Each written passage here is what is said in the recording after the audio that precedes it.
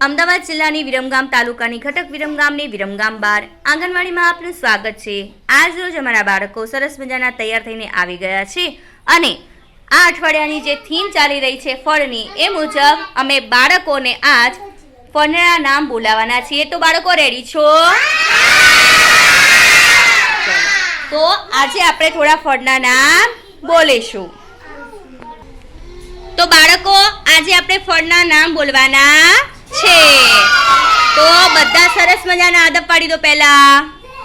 ચલો, કેરી, ચીકુ, સફરજન, મોસંબી, નારંગી, અનાનસ, બોર, પપૈયું, કેરી, લીચી, સ્ટ્રોબેરી, શેરડી, કીવી, જામફળ, જમરૂખ, સિંગોડા।